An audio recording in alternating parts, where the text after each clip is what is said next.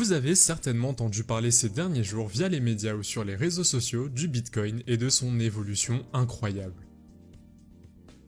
Mais qu'est-ce qu'exactement le Bitcoin et comment cela fonctionne-t-il? Le Bitcoin est ce qu'on appelle une crypto-monnaie.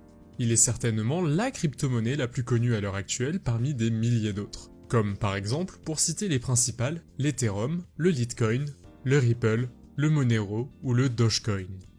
Toutes ces monnaies virtuelles peuvent être apparentées aux différentes monnaies fiduciaires présentes dans les différents pays du monde entier, mais ayant chacune leur propre particularité à elles, nous y reviendrons dans une prochaine vidéo. Pour commencer, nous allons d'abord essayer de comprendre comment fonctionne une crypto-monnaie. Une crypto-monnaie est une monnaie décentralisée, c'est-à-dire qu'elle ne dépend pas d'une banque pour œuvrer. Son principe de fonctionnement est basé sur la technologie de la blockchain. La blockchain est un peu comme le moteur de fonctionnement interne des crypto-monnaies. Une vidéo complète sera consacrée à ce principe. Mettons-nous en situation pour mieux comprendre. Imaginons Théo et Léa. Théo veut envoyer 500 € en Bitcoin à son amie Léa. En temps normal, il y a deux manières de procéder. Soit en liquide, alors il donnera directement l'argent en main propre à Léa. Tout cela se passe physiquement et anonymement, soit par virement ou avec une carte. Il devra alors rentrer le numéro de compte de Léa et le montant de 500 €.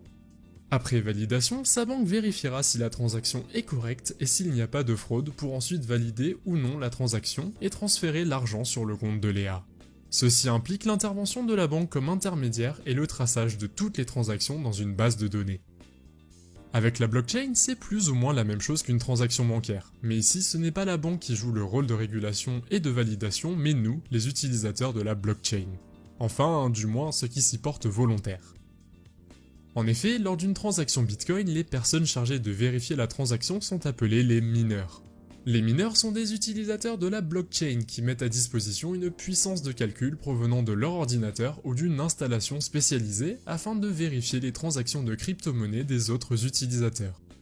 Si Théo possède les 500 € en Bitcoin, qu'il ne soit pas frauduleux, que le destinataire soit correct, alors la transaction est validée. La blockchain, comme son nom l'indique, est une suite de blocs reliés entre eux et formant une longue chaîne.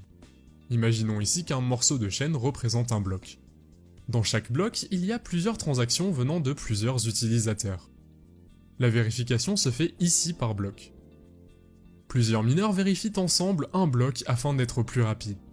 Une fois que les mineurs ont vérifié le bloc avec succès, celui-ci est rajouté à la blockchain, les mineurs touchent une commission et le bloc restera gravé à jamais dans la blockchain. Et ainsi de suite pour les transactions suivantes. Si Théo veut donc envoyer ses 500 € à l'aide des crypto-monnaies, il devra, grâce à son PC, insérer le montant désiré et l'adresse du destinataire, dans notre cas Léa. Pour l'exemple, prenons comme référence que 1 Bitcoin vaut 30 000 €. Théo va donc entrer la somme à envoyer, ici 0,016 Bitcoin, plus une légère somme pour couvrir les frais de transaction. Cette somme est souvent calculée automatiquement par les portefeuilles de crypto. Une fois envoyée, les mineurs vont se charger de vérifier la transaction.